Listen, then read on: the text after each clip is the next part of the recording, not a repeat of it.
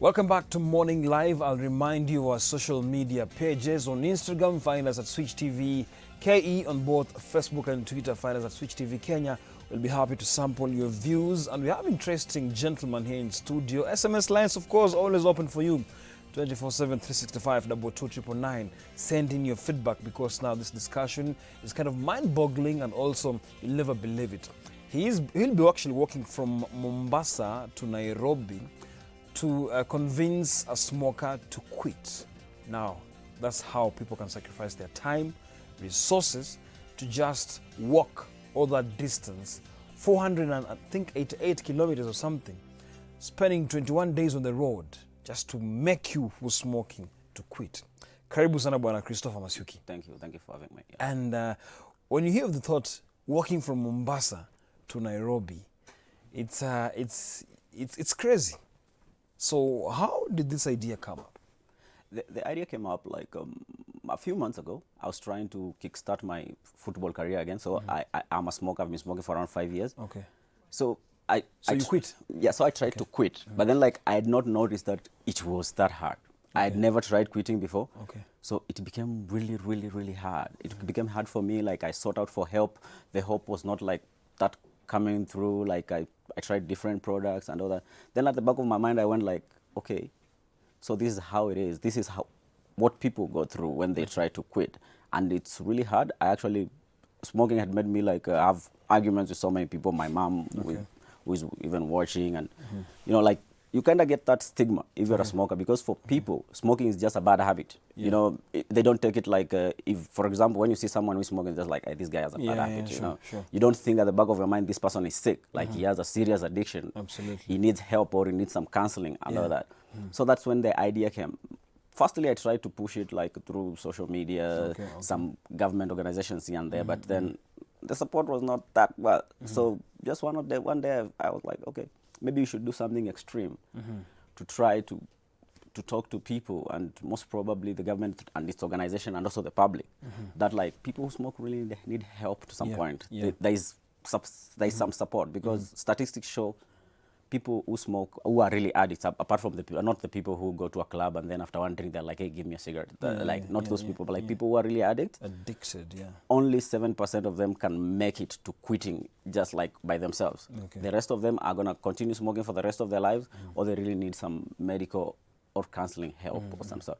So the idea came through, it was born through that. Wow, okay. Now, let's now talk about the nitty-gritties of the trip before now we get to the internal matters of smoking and the statistics and everything. So, umejipanga aje? Unajua, those kilometers, man, that distance is quite something. So, how many days will you spend on the road? What time will you be walking? What are the precautions you've taken? Any medication? Will you have people around you? Just give us details about that. The idea, the first thing I had to check was safety. Like safety, like the road is it's a bit tricky. Okay. So like I figured out for the 21 days, because like Mombasa Road is a very well settled place. Apart from Voi to Mtitwande and a bit before Voi, it's well settled. Like you have shopping centers, you have people on the sides of the road. So I figured out I should just get some security, maybe a boda guy from every town. It's also a way of providing maybe employment to some of the a boda guy to walk with me. Like he just goes ahead 1 kilometer. I walk when I get to him. He goes to. So another issue was health. Like you just don't walk 408 kilometers and just like expect everything goes well. So I started trying to train. Like for around 2-3 weeks, I started like training. I walked to very early in the morning around this time. I walked to Kangemi and then come back. Then from where? From the University of Nairobi. I'm a student at the University of Nairobi. I walk to Kangemi and then come back. Sometimes I push myself to a place called 87. Somewhere. Kino? I push myself. So I figured I can do around 30 kilometers a day. 30 kilometers a day. That was good. Okay. Then the other issue came in was like you have to spend money on the project. Since it was a personal project, I figured like, okay, maybe I should do it myself. But as the project gathered, like my friends and all that, like we got like a team, you know, of people who are doing social media and all that. we try to get some sponsors, like people who, maybe a company that manufactures shoes, I can wear your shoes during this walk. Like a company that manufactures water, hey, I can drink your water during this walk. Just to try to make it easy for me. We also went like for people maybe who have like nice cameras and all that, like I can stream this thing the whole way. I can use your camera, maybe we can market you through that way. But so far, like it did not happen. So I went back to the guys and told them like, hey guys, you're my friends. And then like I have lots of friends. I told them like, you guys, I'm going to contribute like from my own sources. I actually sold my personal computer for that. They were like, I'm going to contribute. Then like, you guys just do whatever you're gonna do. Like we help each other through this. Because basically the idea was to get from Mombasa to Nairobi for the sensitization. We try to make a buzz about it. Then that needs social media. And then, you know, social media influencers these days, like you just, even if it's your friend, you're just going to walk to him and tell him like, hey dude, I want you to post my stuff. You have to pay him. You have to pay him. And then like some of them ask for a lot of money. Then you are like, hey man, I never knew I should get into this business. You know, so that's the kind of challenges we've been having. But so far so good. I think in all the sides, we are like, I just decided to although if somebody comes up, I'm okay. But I just decided for now to just concentrate on doing this, like on my own with my team. Yeah, just drop the sponsors a bit. Although some people have not replied, but we're still hoping for the best. But if they come through, it will be awesome. It will be awesome. Even if like somebody is watching and they know like there's a way they can make this thing easier. That would be really appreciated. Amazing. Now, statistics: Kenyans smoke more than 22 million cigarettes a day. Now, particularly Nairobians, they actually, the statistics say they're smoking their way to sickness and early graves, which is kind of scary. When you hear this and you're a smoker, very scary. Now, the World Health Organization found that in 2013 actually, 6.4 billion cigarettes were smoked in Kenya. Now, in 2015, the figure climbed to 8 billion. And of course, in 2019, 2017 to 2018, the figure now reached 10 billion and above cigarettes. Now, it's kind of scary. But of course, you said you are trying to quit. Have you quit or you're trying to quit? No, I'm trying to quit. Actually, I can say like I've made progress because it's a process. Okay, absolutely, it's a process because I started smoking like around 5 years ago. Like I said, I used to smoke like a pack per day or a pack and a half if I go out. But right now, like I can go for like 2 days without smoking. But then sometimes the anxiety really kicks in, and then I don't want to, because I use nicotine patches, I don't want to just stop smoking, and then I'm hooked to nicotine patches. Sure. The extreme and the best way to stop smoking is just rehabilitation. Like just stop, you know, just stop. Okay, it's gonna hit you day 1, day 2, day 3, day 4, but then all these withdrawal symptoms are going to go away. But it's quite a challenge. I'm sure smokers are watching us right now and they're feeling, see, you get me, yeah? Yeah, I get you. You get me, And sometimes when maybe they smoke, they won't really get to know the bigger picture about now their respiratory system, their lungs and everything. And then you've seen pictures comparing a clean respiratory system and a smoker's system. Now, from a health perspective, have you ever had any complication that pushed you now to say, goodness, I have to live this? I think I experienced some health complications a while because I had a surgery back in 2016. 2015 I had a surgery. I had like a spleen surgery, and then like I kept smoking. So that's the funny thing about smokers. I actually, after the surgery, I went outside the door and subconsciously bought a cigarette. I had the surgery in Tanzania, somewhere in Mwanza. I went and bought a cigarette. So what people don't understand is like the will to quit. Like there's some subconscious, it goes away. You have complications, but smokers are not scared of cancer. Like you find someone smoking and then you tell them, hey, that's going to kill you. They don't look at it from that perspective. There's a way that cigarettes have a way of taking that fear of being sick away from you. Even if like you think you have like a complication, like maybe you're having a heart attack, you're having a panic attack. Smoking has a way of just telling you like, hey, just smoke, you're gonna be okay. All right. Interesting. Just an SMS coming here. Someone's saying, wale wazee wamekuwa na smoke sigara inside out, they still survive. Yeah. You see those people who kind of put their fireside inside. Yeah. Unaget, eh? Yeah. Wale watu wanageusha. Yeah. But the old mamas are still smoking those things and they're very healthy. Yeah. Now maybe what's your advice on this? Because is it just a time bomb, or are you thinking maybe after some time this thing will start actually now depicting themselves? Yeah, that's the thing. People are wired differently. Like 7% can stop quitting on their own, the 93% not so lucky. The old people, actually I have an uncle who is like around 70 and he still smokes. He started smoking around 10 years ago. Wow. So we are wired differently. Okay. And what I can tell them is that when you see this old person smoking, there's a probability that their life would be far much better if they did not smoke. Not even a probability. It's a sure thing. Like if they did not smoke, they could be like their life would be much better. Okay. You see? Okay. And then like if this guy is going to live up to 80, or no, if he's going to live up to 70, there's a probability he could have lived up to 90 if he wasn't smoking. Absolutely. So the fact that you look at him and then you're like, hey, this guy is 80, is this guy is 50 and he's still smoking and he looks okay. And then most of the cigarette smokers don't tell you what's going on in their body. This person might be having panic attacks all the time.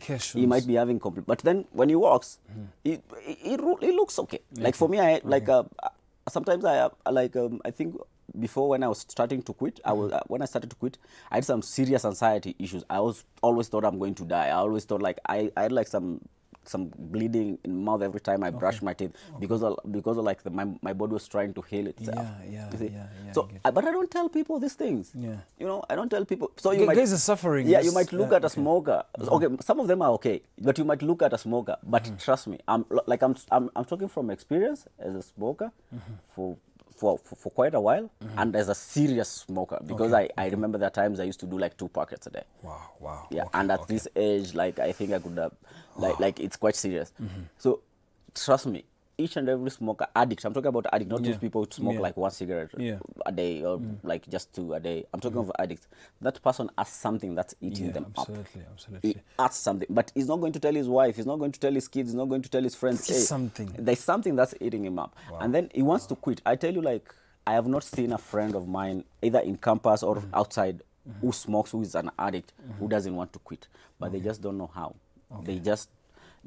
They know they should stop smoking, but the support system does not allow them to stop. Because, Okay. Now, the issue of even let me use the underage from 15 years old to around now 70s and 80s.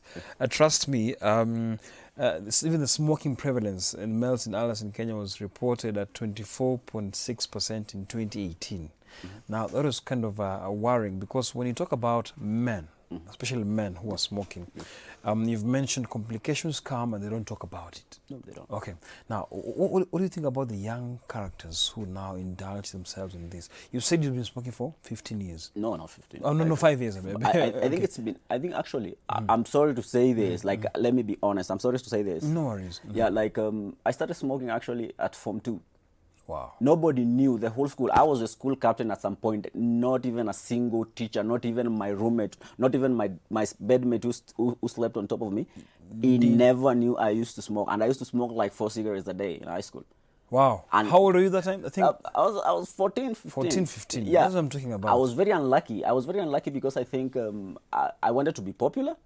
So I go to Form 1, Form 2. Then some of the older guys, I was playing football. So some of the guys who were playing football, like they used to smoke at night. So like, because I did not want to bring out that picture that I was a smoker. So like, I just told them like, hey, dude, I'm not going to do this. But at the back of my mind, at 2 in the morning, just wake up. Okay. Yeah, just go smoke, and then they are available everywhere anyway. All right. Yeah. So we're taking a short break, but when you come back right here on Morning Live, you want to focus on now his kind of the route he's gonna be using. You know, endpoint will be at KICC Nairobi, and of course he'll be having a main event on all smoking zones on 31st of May, and of course that will be the World No Tobacco Day. That's what he'll be aiming for. So when we come back, he'll now be telling us about safety, the medical angle. Will he maybe be walking around the ambulance? Because now, you see, the weather, the climate might also be kind of very harsh on him. So how has he prepared? Of course, he said he was walking around, but when he come back, he'll be telling us all these things, just the mindset. How ready is he? shortly after the short break.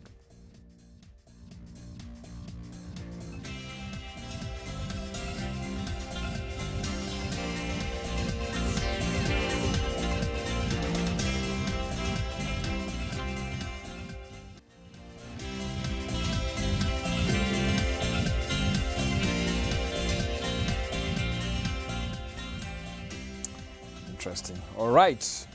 Welcome back to Morning Live, and with me in studio is Christopher Masuki, who will be traversing 488 kilometers from Mombasa to Nairobi, sensitizing people to stop smoking actually, rather. But of course, this is something that is very, very crazy. For me, it's mind-boggling, and I feel like preparedness is very important. So tell us about now preparedness, because when you talk about your mindset, you've been doing your small kilometers, covering few kilometers from University of Nairobi to Kangemi and back, and then 30 kilometers a day, and then you estimate around you'll be done in 21 days. Now, looking at your health, how you've prepared your mindset, your backpack also, you'll want to know what you'll carry, and your team. Maybe you can tell us, because I'm very sure you won't be alone. You need to have support system. Now, who are these people, first of all, before you talk about your backpack? The support system mostly is my classmates, like and friends in campus.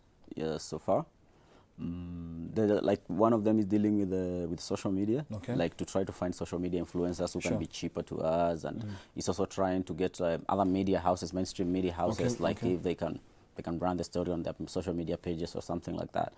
Then there are the guys who will be like, after I go to Mombasa, some things are going to need to be done in Nairobi. So like the guys who can like coordinate from Nairobi. Maybe somebody wants flyers, maybe somebody wants some posters of the work, maybe somebody wants explanation to be sat down and explained to exactly what we are doing, because we still expect people are going to gain interest with time. Yeah, sure. So people are going to come in. And then also documentation. I cannot just walk. The government needs to know like exactly what are you doing, why are you walking, why are you risking your life. Like So like what I've noticed, like as we progress, like there's some like the documentation that will be asked for that I may not have. You know, so maybe they should be they're supposed to be got from Nairobi.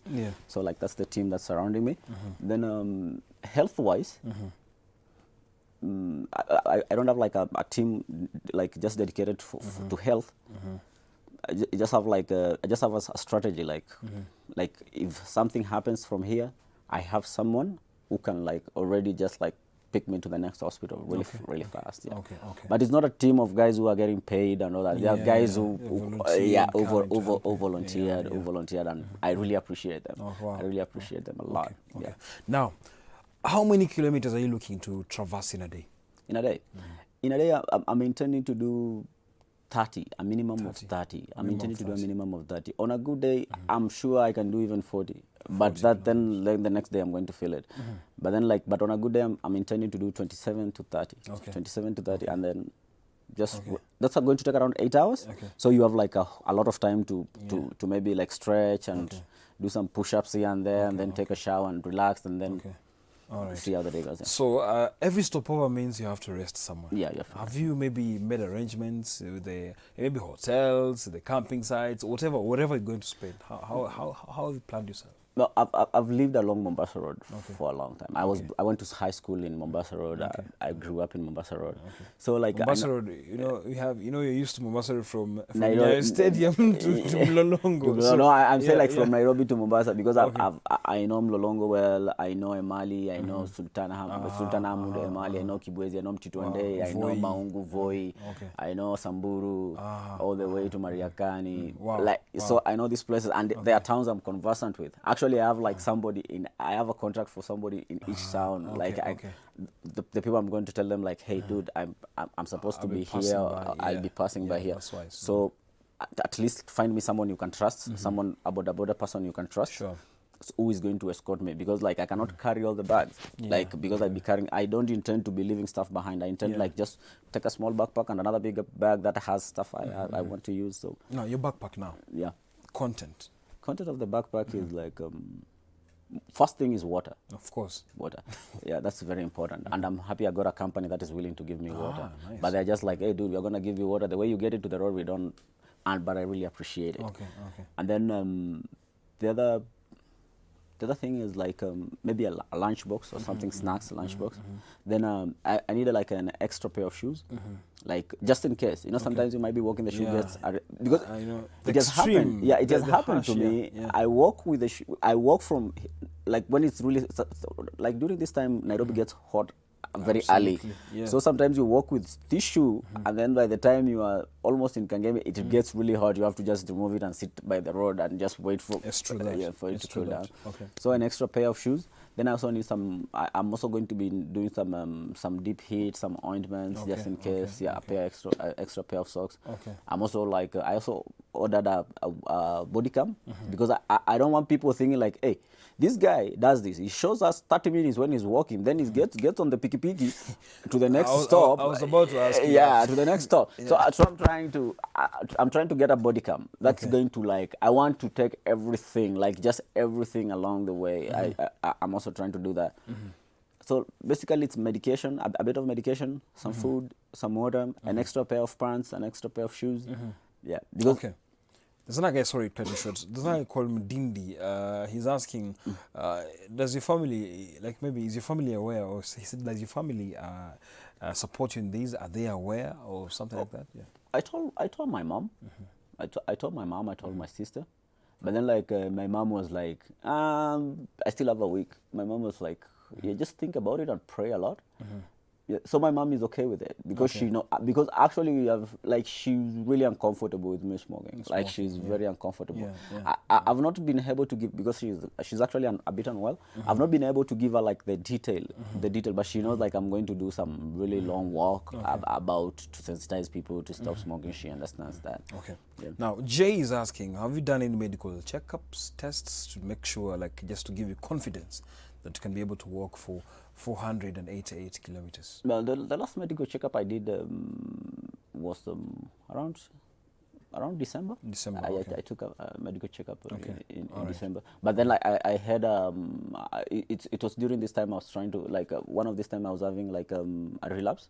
Like on smoking, I'd gone back to smoking. The effects now coming to yeah. So like the what do you call them? The withdrawal symptoms were really hitting. So I went to a then the doctor was like, okay, you're okay, your heart rate is okay, your blood pressure is okay, your sugar levels are okay. But I can also say like I'm also a bit careful with this thing because you don't know, like it's 482 kilometers. You cannot do that for 3-4 days and then something doesn't come up. So I'm intending to, like after every 2 days or because I've identified the Nairobi Mombasa road is a very well settled place. We have like nice medical centers. I intend to do like after every 3 days, just walk into an hospital, tell them like just check vitals, exactly what's going on. Then I move on. Yeah, I'm not I'm not sure I should just walk and then just, when I feel like something is wrong, that's when I like tell the picky guy I'm with, hey, rush me to the next hospital. I'm still thinking about just getting checkups on the way. Checkups on the way. Okay. Yeah. All right. Now, finally, for someone who's watching right now and just willing to support you, what can you tell them? What I can tell them is like I would really appreciate it. Because like right now I'm doing this all on my own. Yeah, I'm not like getting any financial support. I'm not getting any, unless people are skeptical because it's Kenya actually. There's a lot of scams. So like I want them to feel free to come to me or call me and tell me like, hey dude, I need this documentation. I need that documentation. If I'm able to, I want to help you. I need this and that and that. Even if they know someone, because people get ideas when they see something. Because there's someone who is watching us right now and they already have an idea like, hey, I can help this guy in this way and that way. So like feel free to just come through, because after the entire thing, we want to convince the government at WHO this time round the World No Tobacco Day should be held at least directly. They should interact directly with the smokers. Thank you so much, Bwana Christopher. Thank you for coming, and I wish you all the best. Stay safe, my brother. The lions are long. That won't be an issue. Be very careful. But I wish you all the best. We're proud of you. If you're quitting smoking, I think that is also a bold move from you, and we're happy for you. Thank you so much for coming. Thank you just hold it right there, of course.